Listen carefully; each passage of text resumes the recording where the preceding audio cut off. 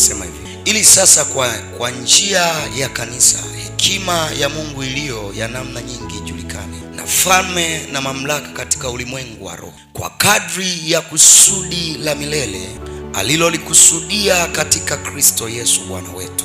Katika yeye tunao ujasiri wa uwezo wa kukaribia katika tumaini kwa njia ya kumwamini. Basi naomba msikate tamaa kwa sababu ya ziki zangu kwa ajili yenu zilizo utukufu. Kwa hiyo nampigia Baba magoti, ambaye kwa jina lake ubaba wote wa mbinguni na wa duniani unaitwa, awajalieni kwa kadri ya utajiri wa utukufu wake kufanywa imara nguvu kwa kazi ya Roho wake katika utu wa ndani, Kristo akae mioyoni mwenu kwa imani, mkiwa na shina na msingi katika upendo, ili mpate kufahamu pamoja na watakatifu wote jinsi ulivyo upana na urefu na kimo na kina, na kuujua upendo wake Kristo upitao ufahamu, kwa jinsi ulivyo mwingi, mpate kutimilika kwa utimilifu wote wa Mungu. 20. Basi atukuzwe yeye aweze kufanya mambo ya ajabu mno kuliko yote tuyaombayo au tuyawazayo, kwa kadri ya nguvu itendayo kazi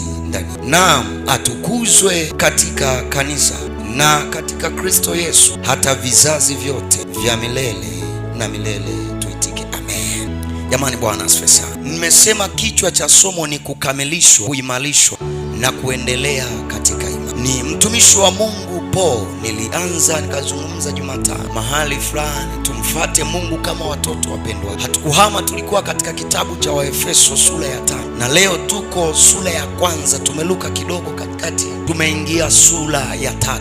Bwana asifiwe sana.